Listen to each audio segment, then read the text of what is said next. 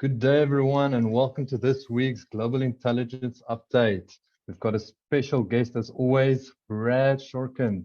And just to give you guys a little bit of background of Brad, who he is, if you haven't Googled him or haven't seen him on the net, Brad is a behavioral specialist and performance coach, obsessed with helping businesses, leaders, and everyone who wakes up in the morning to go to work to better at the complicated job of being a human.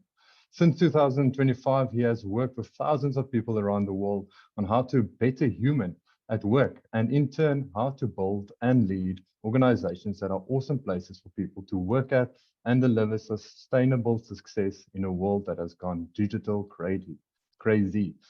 Brad's primary focus areas are leadership, organizational culture, innovation, strategy, and employee experience, all for humans by humans. I love that. He is the published author of We Are Still Human and Work Shouldn't Suck. That's just a short bio that I had to do, Brad. It was massive. So thank you for joining us. Thank you for having me. I just need to make a correction there. You might have misread. You said since 2025. If I'd been doing this since 2025, I'd be the best futurist in the world. I would be on top of the world as a futurist. So 2005. 2005. Sorry about that. Yeah. So Brad, besides that I've just read out to everyone, is there any other stuff that you can tell us about that we can't find on Google if we search you? Yeah, look, I think a good way to introduce is always, we always default to our work, or what we do, who we are. I was an architect. That's always an interesting one for people. I built and ran an architectural practice. That's what I did after school, and spent about 16 years running around the world, designing cool buildings and cool spaces. Became an accidental leader, I'd say a reluctant leader. But hey, if you want to build a business, you're going to have to learn to lead. But that was in the days when there were no business schools the way they are now. There wasn't that the biggest section of books in the bookstore and online wasn't about leadership and personal development. We had to kind of wing it and work it out. And but I got to a point after 16 years of doing that where I felt like I wanted a life of a bit more purpose, to be quite honest. And I exited the architecture, re-educated myself, started studying consciousness. And that's evolved into the most incredible journey into this whole space around humaning. And I'm into my 19th year now in this space, with a little overlap between the two careers. And the difference is with architecture, I kind of felt like I was done. Whereas here, I feel like I'm just warming up, because people and neuro and brain and society and the complexities of the world. And so there's so much that we can get up to in this space. And it's a cool place to play, because there are almost no rules until you start having a closer look. And we'll probably touch on that today. So yeah, I'm just a guy really trying to live my best life and trying to make a difference. That's the high level. Sure. That's quite a transition. How did you find yourself making such a significant change in terms of your career? Chris, yeah, it's a question I get asked a lot. People are quite surprised, because architecture is not something you just easily exit. It's a career that it pulls you in. It becomes who you are. It becomes your identity. And the pull for me to do something more meaningful in terms of making a difference was huge. I didn't know what it was going to look like, but I trusted. It sounds very cliche. I trusted the process, and I think I continue to trust the process. That's the most important thing. I believe I'll be okay. I believe I can work it out. The letting go was the hard part, because I had relationships. My business partner is still, to this day, is still like my brother. He's my best friend. So there's a strong message for people who feel like they're stuck and they can't re-identify themselves. You can, of course you can. But there is a ripping that needs to happen. There's a strong letting go.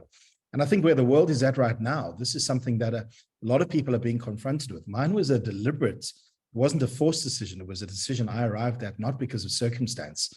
But a lot of people are in a place right now where they need to let go. They need to let go of the way we used to do things, or the things we used to do, or who I've identified myself with. And it's hard because Yeah. who am I? And then what do I do? And that's where trust. Also, I had to re-educate myself. I had to re-relevance myself. I think that's a complexity that a lot of humans right now are faced with, is we need to be relevancing ourselves consistency. And that's both mindset and method. It's about the way we think and the way we do and the what we do. So this happened for me almost 20 years ago, but it's fresh in terms of what it means for the world today. Yeah, I think that's very true what you said. The transition is quite hard, and to change, basically, it's, you have to have the strong mindset to do it and to accomplish what you want to accomplish, your goals. So touching your better humaning, what does that mean? It's so better humaning is probably what I speak about the most in my waking day, and probably in my dreams as well. So my business is called Still Human, and the narrative around the business, and the business it's interesting because Still Human is almost 10 years old. The book that you mentioned, We Are Still Human and Work Shouldn't Suck, hit the shelves in December of 2018. Now, what's interesting about that is on the front cover, it says how to build businesses for human beings, awesome businesses for human beings in a world that's gone digital crazy. And people think that this was a response to COVID, but it hit the shelves a year before COVID happened. December 2018, no one had heard of COVID. It was only in December 2019 that somebody was nibbling on a bat in Wuhan or whatever you believe. So this human digital tension has been unfolding for a very long time. It was just moving slowly. What COVID did was it accelerated our need to respond as humans in a digital pandemic. And what that means when I say better humaning is we've largely forgotten how to engage with other human beings. Yes, being disconnected because of location was a consequence of COVID, but it goes way, way, way deeper than that. It goes to a dynamic where we've almost lost the high capability of engagement, of switching other human beings on, of growing other human beings, of building solid relationships, of creating trust. If we look at the relationships, and I obviously engage with a lot of people, and I look at the way people behave as their defaults, it's as the world has got more complex, because we definitely live in a much more complex world, the external forces on us, the social influences, the digital influences, social media, the nonsense that's going into our subconscious hard drive and then plays out in the way we think and behave, we all need to reformat our brains because we just don't have a purity of the way that we behave anymore. We are so complexly influenced. And that's what better humaning is all about. It's about working out, I'm creating an experience for every human being opposite me all day long. I'm creating the experience that they have, whether I'm leading them, whether I'm working alongside them, whether I'm contracting, whether I'm in relationship with them, and vice versa. They're all creating an experience for me. How do we accept the responsibility and do the personal development and the group development to be better at the way we create experiences for the people for whom we create experiences? And that's the essence of it. And out of that comes so many benefits, and just the longevity of relationships alone, never mind the impacts into business. But it's about the experience we create for other human beings and the intentionality behind it. Better humaning. Wow. Yeah, that's quite a fascinating concept, that even as humans, we may have forgotten how to human. What was that meant, or what has that meant for business leaders, particularly with COVID having happened the way that it did? Yeah, it's I mean, that's for me is a very interesting question. I'd be very curious to hear, as I'm sharing, what's going on in the, I watch the facial expressions and body language of people on camera as a duck off camera as well. I'm curious as to, as you're hearing these things, what's going on in people's minds? What are you thinking? When you think about, okay, hold on, I maybe need to dial up my humaning, or maybe the people that I engage with, we need to have a conversation about the quality of humaning in our teams, in our businesses, in our families, parenting. It applies everywhere. But if we bring it back to your question around business leaders, COVID. So we had a situation where we all saw something going on the other side of the world. I was in Mexico, in Tulum, when we heard about this COVID thing happening, and people made their ways back home, and we watched, and we saw horrific video footage of what was going on in depending where you are in the world. We were relating to something that was going on very far away, and it was just news. It was just something coming via the internet. Then we started seeing horror stories of it emerging in Europe, and people dying in apartments. And now, this is like watching a movie. And then suddenly I get a phone call that one of my friends, somebody I'm very close to, has got COVID, and he's here in South Africa, which is where I am. And he had just got back from New York. So he was one of the first couple that brought it back in. And it's really interesting because he's a business leader and he runs a business with a lot of people.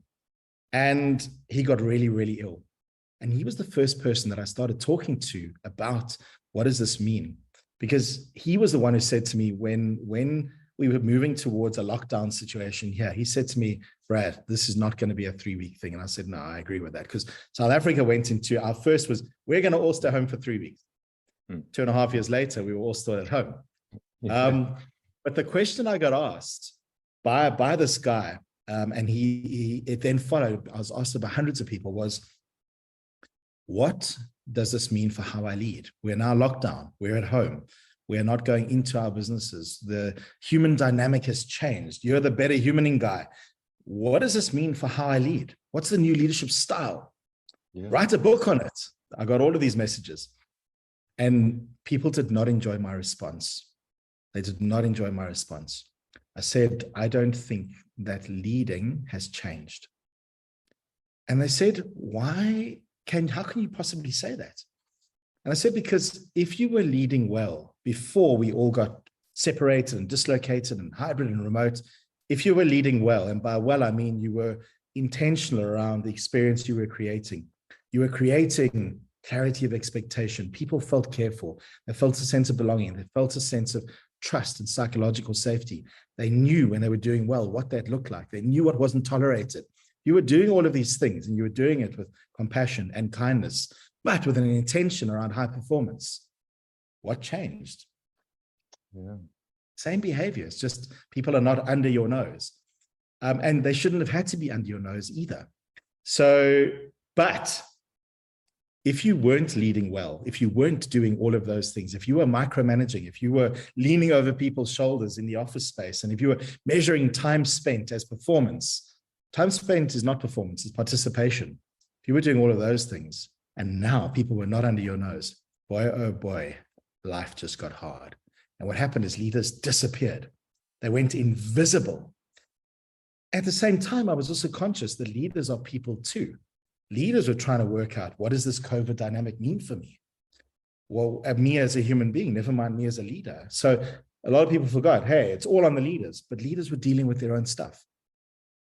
So what's become very apparent is that there are undoubtedly good ways to lead and good characteristics that leaders need to demonstrate, and that create that people can be, I talk about people being switched on and grown as opposed to switched off and depleted. Switched on and grown means that they are being motivated, inspired, they understand what high performance looks like, they want to participate, they are energized, they feel like they belong. And grown means like they are getting smarter. They're working out how to do things they couldn't do before. And that builds the enthusiasm.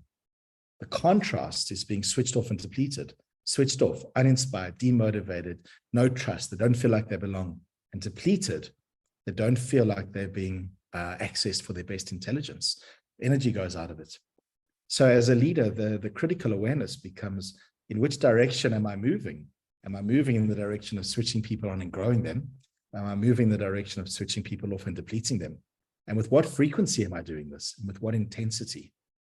This is a big conversation that's come out of this dynamic, because leadership was really put under the spotlight.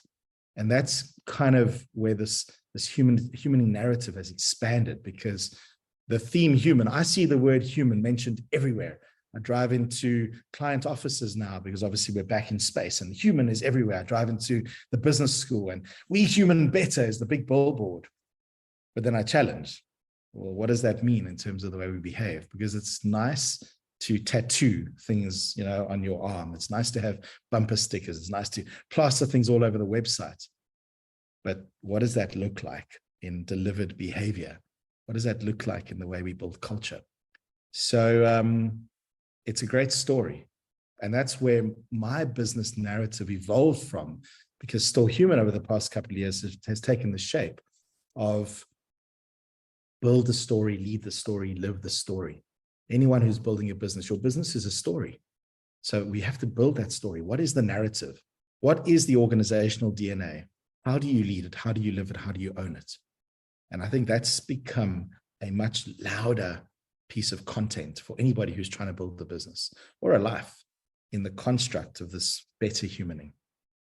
Wow, no, I love that, Brad. That was so informative and insightful. Before I go to more questions, I've got the chat box lighting up here. Christina saying, this so resonates with me and how I currently feel.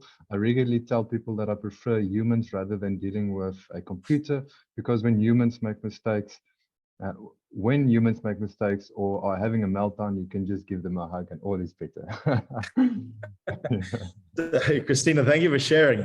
It's actually, this is that balancing act between when do we choose to human and with humans, and when do we go to the machines, because machines do cool things. But I agree with you. It's in the space of relational construct. It's just the human thing has a place. I think our biggest challenge these days is when do we human and when do we machine? When do we human and when do we machine? I think that's the biggest challenge. And to really work that out. And that applies then also to the location complexity we're dealing with. When do we get together and adjourn as humans? And when do we not need to waste time sitting in traffic and damaging the planet and doing all those unnecessary things? That's the big question for me. Did we learn nothing during this time we've had? Did we not take the lessons? So I think it's a great point by Christina then. Yeah, and then I've got another question here from Philippe. He asked, some people mention that COVID did feel like a trauma. Would you agree? And if so, what's the human approach to healing this? A good question. Yeah, so the word, Philippe, thank you. It definitely was a trauma. It was I think a very important awareness is that it was experienced differently by everybody. And for some people, it was much more traumatic than others, and for different reasons. If you were somebody who, let me just throw a couple of examples out. My business, I saw another question just above from Christina, asked about how did you go during the lockdowns? So these two tie into each other. Our business got killed in the early days. We went from projected projects 3, 4, 5 years into the future to zero, because businesses, the big corporates, they can be inconsiderate of the nature of small business. But I think everybody panicked. And so my immediate experience and my business partners was like, wow, this is a problem. That's experience one. On the flip side, I'm an introvert. I live alone at home. And for years, I'd been trying to find space to just recover from decades of hard work, declutter my house, clear out. So I had this balanced experience of one, panicked about my business for a few minutes. And then I thought, well, let's reorganize. So I got into innovation mode and re-relevancy mode. But then I went into, I have breathing space. I can just do some personal things because, well, the whole world is having to take a break in a way, my experience. But then I watched other people. And again, this might be some of you. We all had a different situation. Some people had bad relationships at home. If you were in a bad relationship, in a bad home context, this suddenly got amplified because now you're stuck together in a difficult situation. And that can come with its own complexities. Then you can't go to work. Other people had, never mind losing their businesses, where I could re-relevance and re-innovate, but other people lost their jobs. How do you find a new job in a world that's locked down? So, Philip, there was definitely trauma. Never mind the loss of human beings. People were dying. Everybody lost people. I lost a lot of people.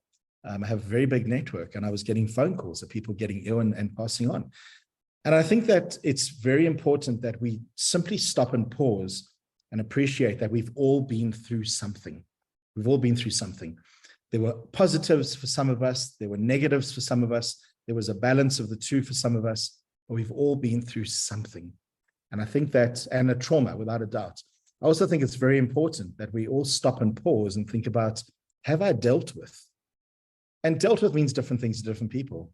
It means just gone into an acceptance of some of what happened so that I can go, cool, that's what happened, and I can move on. Are we sitting in with the trauma still creating negative conditioning and kind of running our narrative? So it's quite important to just stop and pause and do some reflection. How am I coming out of this? Who am I? What have I learned from this experience I had? And have I healed from any trauma that I might have experienced because of it? So I think trauma is a very appropriate word. I think the important thing is you get variances of trauma. So it's important to see where am I and where are the people that I engage with as well. And then I also think that the most important part of going through trauma is looking for healing and then looking for direction forward. Because the fastest, most effective way as human beings is to be in action of positivity. It's the fastest way to shift negative internal dialogue. It's the fastest way to shift stress and anxiety is to be in action and to create a whole different physiology and neurology, but also to be asking for help. That's another important one. So many people don't ask for help. Human beings, part of being in a relationship is the ability to ask for help, but also to offer help. That's another critical aspect of this human in context. As leaders, I found that obviously I'm doing a lot of research in this space the whole time. And let's take a flyer. Let's ask the folks here. I'm busy with the research around my next book, and it's about all of this. What do you think? And I've given some clues already. Obviously, there are lots of leadership competencies and capabilities that are really important. And there's millions of great leadership frameworks. But what do you think is coming through from all of the conversations and the research that I'm doing at the moment are the two most important leadership capabilities in the world we live in right now? The two most important. And again, it's obviously subjective, but what do you think? Let's experiment a little bit. Two most important leadership capabilities. Who wants to take a flyer at one or both? Yeah, let's see. You can pop it into chat if you want, or let's hear your voices. Any ideas? And there's no right or wrong here. This is just my current data gathering. Christina, being able to relate to others on a heart level, ability to listen deeply, flexibility, fantastic. What else, folks? Any other ideas?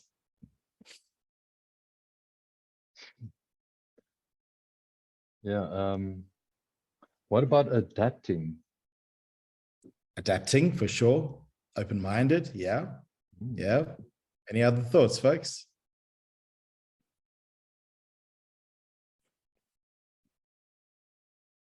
Okay, so looks like that's it, yeah. Very much in the right direction. These are critical. In two simple words, care. And that goes to both of those. Able to relate to others on a heart level, able to listen deeply. So care. If you think about it, as a leader, if you don't have care for the people that are in your charge, when you wake up in the morning, the most important thing that you should be thinking of is what is the experience my people are going to have today? When they leave, whether it's remote or in space, at the end of their day, how do they go home to the people that they love and care about? Or how do they go home to themselves? What has happened to them during the course of the day? What is the quality of the experience they had? Care is critical. And it has a very direct business output, because remember, we're always about high performance and about winning. Nothing that I'll ever say to you, even though I'm all for the people, It's never at the price of delivery. Because a lot of people say, oh, but this feels like such a soft environment. People aren't going to play to win, and we're never going to get the results, and we're never going to be the best. I'm going, no. You're going to be even better because you're switching people on to be able to perform at such a high level. So nothing I say is at the expense of business delivery. So care is the first one, because that determines how you make decisions about the people in your environment. And it determines how they care back and how they deliver. And the second is clarity, which again talks to communication, clarity. More and more people have shared with me that the thing that was most lacking after care during these years, they didn't know what was going on. They didn't know what good performance looked like. They didn't know when they were doing well what that looked like. They didn't know what the expectations of them were. They didn't know where they were expected to go or where the business was going. They didn't know what was acceptable and not acceptable. And when you don't know, what you do is you overcompensate and you go into anxiety, uncertainty, and overcompensation, which means that all of your intellectual and emotional energy is consumed by the wrong things. Now you're exhausted, you're burnt out, but you're not delivering. So as leaders, probably the greatest gift you can give people is creating clarity. And a lot of people in the corporate environment say to me, but I often don't get clarity from my leaders. Then your job is to get it. Your job is to find it. Your job is to create and build the skills, communications mentioned there, to develop your mechanisms for achieving clarity so that you can give clarity. Because if you can't give clarity, you're not leading. People floundering about in the dark. People, what do they perform into if they don't have clarity? And that message is coming through so loudly. So just tossing that out. Oh, that's awesome, Brad. And do you have any what's it called, sneakers or for when your book's coming out? Any hints? You sound like a publisher. So what I've learned is with the first one, once you put that date in, two things happen. The pressure is on and the publisher starts to, there's a whole system that rolls into place, which is good pressure, but there's nowhere to hide. And I've been extremely busy with the other parts of my business and my speaking and the consulting around all of the stuff. And it's now time. So I would say it'll probably, because I now need to give the publisher a date, I would say we're probably going to commit to the end of the year and have it on the shelves early in the new year, but I'm going to try and move faster. So that's what's in mind because it's needed right now. It's what the book is the first one, the We're Still Human and Work Shouldn't Suck, is because it's still being read widely, which is amazing. Like I said, it re-relevanced itself when COVID happened because it's all about building businesses for human beings in a world that's gone digital crazy.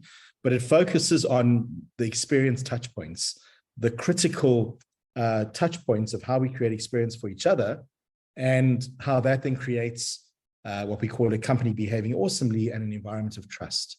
And that's what gives you profitability, the ability to innovate, your re-relevancing capability. It's in the war for talent. That's how you maintain your humans, your retention. But it wasn't written for leaders. The book was written for everybody who wakes up in the morning and goes to work to engage with other human beings. It's for everybody and for leaders. And what we did is because we know leaders are busy, we put a little section. In each of the sections is a little leader's lens. And it was, if you're a busy leader, read this. If this gets your attention, then read the whole section. Because again, we were trying to connect to the different ways that people learn because you have different learning styles. And that's been really effective. This next book is much more for leaders and everybody else, but it's because of this leadership conundrum around this world that we live in. So yeah, I'm excited to get all of this stuff that we're learning down into I talk about it being, it's got to be tangible, it's got to be stickable, have sustainability, it's got to be doable, and it's got to be excitable. It's got to, people need to be enthusiastic to do these things. So tangibility, stickability, doability, and excitability. And that's a recipe for anything we do. People should understand it. be excited by it, be able to do it, and it should sustain. Yeah. Oh, cool. No, super excited for when that's coming out. So to jump back, Brad, on one of the previous questions I've asked, how can leaders and even employees get better at the experience that they create for other people? Bit more serious question. Yeah. So Chris, I started alluding to that in my previous commentary. Let me clarify it. Because that's a really powerful question. What we were doing in the build up to the book is we researched what the best organizations around the world to work at obsess about getting right in terms of the experience touch points, the way we human and the way we create experience for each other. And we were we spoke to hundreds of organizations, thousands of people. And the method we applied was we were looking for what are the 5 most critical experience touch points that create an awesome experience. And as we did the research and as we had more conversations, 5 became 7 and 7 became 12. And we built a model. And that's what the book is all about, is this construct, because we've demystified the way that you create experience in culture and made it much more simple. The biggest learning we had, though, was that, if I give you a couple of examples, one of the experience touch points was meaningful communication, and communications come up before. Meaningful, we added that word in. Another experience touch point was knowledge flow. Another experience touch point was ownership and accountability. Those are just 3 of the places that create the human experience, or the touch points. What our biggest learning is that you cannot look at these in isolation, because if the meaningful communication in an organization is low in terms of the quality of the experience, it pulls down the knowledge flow, it pulls down the ownership and accountability, it pulls down the shared purpose, it pulls down the levels of care. If the experience people are having is high in the touch points, it raises up the experience in the others. So it is a system. We built it as a honeycomb structure, because if you understand the cells of a honeycomb, they give strength, stability, and consistency to each other, but on their own, they fall down. And so that's why it's a honeycomb, and they're all pushing, pulling on each other. So when you, as a human being, as an employee, as a leader, as a team member, understand those experience touch points and understand how they affect each other, you are able to be much more intentional around how you create experience, how you build trust, and how you engage with other human beings. So that's the method that I recommend, because it's all about experience again. Yeah, oh, awesome. I've got another question here from Philippe. How does one apply this better human when one is a consultant? Any practical tips you've got? I'm a consultant. So it's a good provocation. When you are a consultant, and again, so you could view that in a couple of ways. I view what I've been describing to you as, and by the way, for anybody who wants this tool, it's on my website. You can actually access this construct. It's on the website. But I view building culture as a methodology around creating a better human experience. Organizational culture is about the way we do things around here with the intention to create the conditions for success for human beings. As a consultant, my business model is very deliberate. I am an employee experience specialist who doesn't have employees. I work with consultants and business partners and associates, and yet I'm very intentional around the culture of my business. And so Still Human has a narrative. We have an organizational DNA. We have a vision and a mission and a values construct. And we have an experience touchpoint model.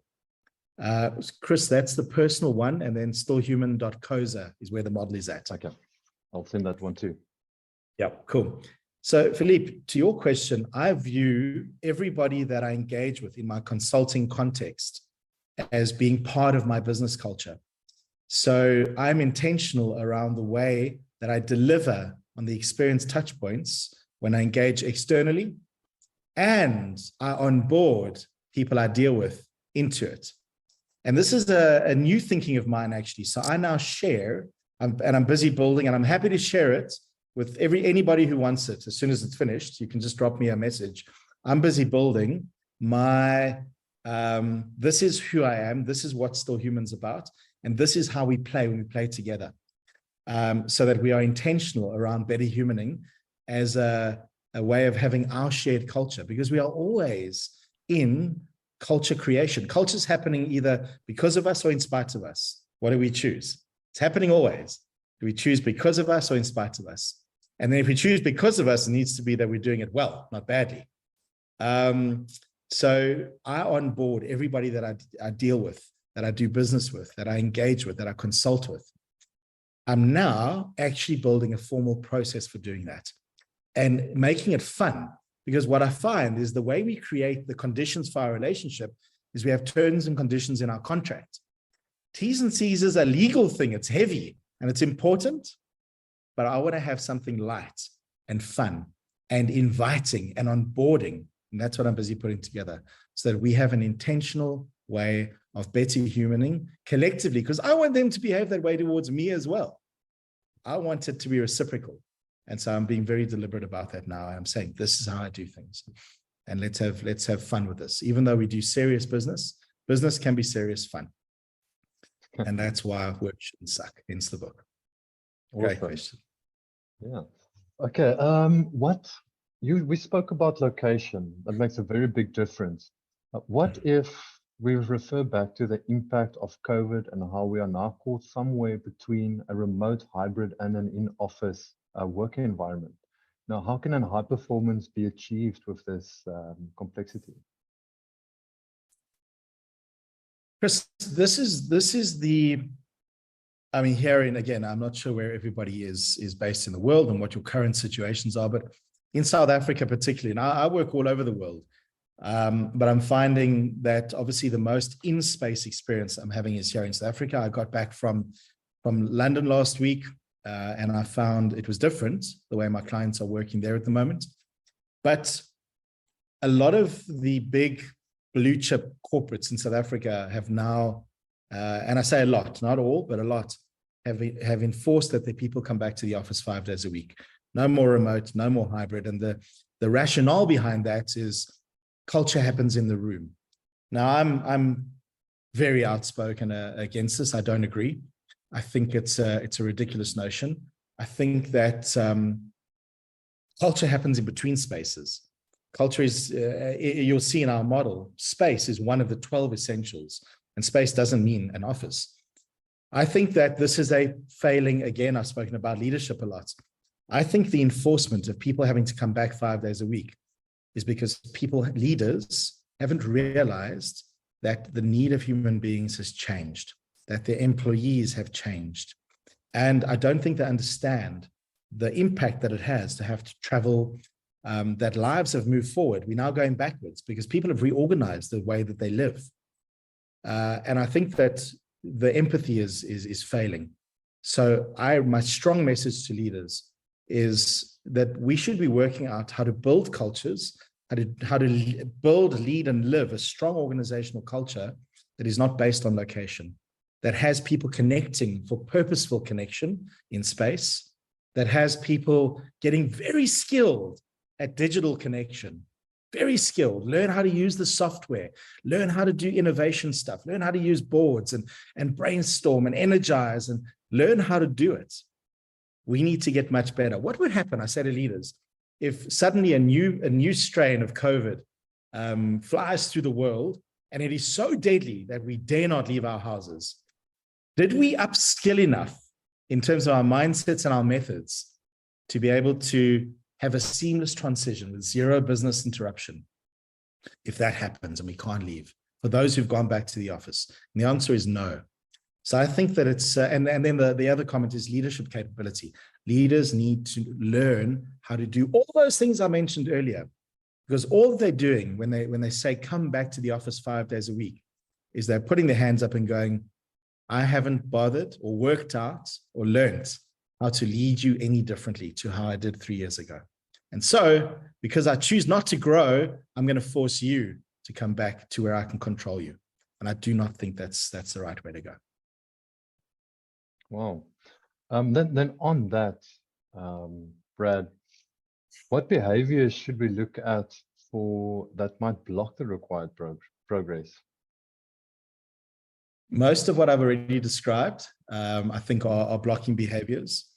Yeah. And for me, the headline behavior is any moment where new thinking is being blocked, shut down, avoided, not considered, not given a voice, I think is what we need to be very cautious of. I think that one of the most critical additional behaviors alongside the care and the what did I say earlier? I've lost my train of thinking. The care and the clarity, is also curiosity. You know, it almost has become cliched. We must be curious, but I think that we need to be more welcoming of other people's thinking than ever before, and of our employees. And I think that those leaders, you know, there's the old style command and control style leader who, my way is the only way. And I think more so now than ever before, we need to catch ourselves, and we need to be inviting everything as information. We need to become critical thinkers, not criticizing, analyzing. Awesome. And you mentioned culture. What should we be aware of in terms of how we create culture? I think the most important, well, there's so much and we could speak for the whole day, but one of the most important things for me around culture is that culture needs to be true. You know, again, I've mentioned the organizational DNA. We create the values and they're on posters and on websites, and we have our vision and our mission and our purpose, and that's the story. And it's very important to have a story, but then we need to live the story. How are those values demonstrated? How are those values coming through in the way we lead? How are those values coming through in the way we create experience? Because otherwise, what do people believe? You know, if we've got all of the stuff and we've made it real, how do we live it? Otherwise, it's just words. So culture needs to be something that is believable and consistent. Because when it's believable and consistent, it has a brand, and people then know what they can trust and what they can expect. And that's where, again, the intellectual and the emotional energy goes into the right things. So you want to be creating a culture. That's what we call, in my work, a company behaving awesomely. It's a culture to which the best people want to come. They do come. They choose to stay there. And while they're working there, they shoot the lights out. That's the type of culture you want to be working on. But in order to do that, you've got to be conscious of the type of experience you're creating and leading. Awesome. Then, Brad, I've got one more question for you. And then the listeners, you guys are more than welcome to put any questions in the chat box or even unmute yourself. I just want to get this last one out from Brad. Brad, so what about managing and leading uncertainty? I think that's quite a good one. So again, I mean, I spoke about the creating of certainty, and a lot of people say to me, so how do I do that? And what's happened is that there's a lot of things that we now, as leaders and as humans, are not sure of. And what a lot of people were looking for during this COVID period was they wanted certainty that they're not going to lose their jobs. And leaders couldn't say that for sure. Leaders couldn't guarantee this necessarily. So what we developed was a method. And I use the analogy of, if you are trying to cross a busy river, a rapid, and the water is flowing, the only way across it is to look for the rocks that you know you can stand on, the ones that you are sure are stable. So it's very important to look for, what do you have in your operating environment, in your life, in your business, that you can be sure of, that you're pretty confident is what you think it is, and you can put your foot on it and it won't move. And so find as many of those as you can in the story you tell, in the way you engage, in the way you lead. That's certainty. And finding what can you be sure of, because what that does is it just calms the environment. And then on the flip side, you have to also name the things that you need to be flexible about. What are the things you can't be so sure of? So you need to have some adaptability and agility around them. The model that we built, the essentials model that I spoke about, those 12 touch points of experience Those are rocks that you can put your feet on. We know for sure those are the things that create the human experience. So leverage them, put your feet on those. The flexibility might be how you do it. We need to be flexible about how we communicate meaningfully, but we know meaningful communication is a solid rock. So that's kind of a easy way to start to balance flexibility and certainty. Wow. Thanks for sharing that, Brad.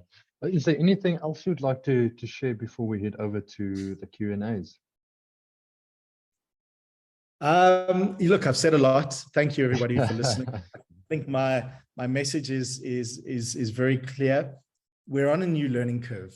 If you're a leader, if you're a colleague, if you're a human being, we're on a learning curve, and we cannot be sitting back and expecting that things are the way they were before. They're not. So we need to be adapting. And I don't regard adaptation as, I've heard a lot of organizations go, oh, we've completely adapted. I don't think jumping on and talking to each other on the screen is adaptation. I think it's forced adjustment. And I think it's really important to understand the difference between forced adjustment, we had no choice, versus real, relevant adaptation, understanding where humans are at and responding to that. That's adaptation. So that's my invitation, is be cautious that you're not stuck in forced adjustment versus adaptation. Oh, awesome. No, thanks, Brad. We've got a message here from Christina saying, thank you so much, Brad, for this fantastic Zoom meeting. It was enlightening and empowering to hear your thoughts and theories. P.S. I can still hear the architect in you. That's a beautiful thing. Well, awesome. Is there any other questions that any of you guys would like to ask, get some clarity on? We've got Brad here, so I have to make use of him.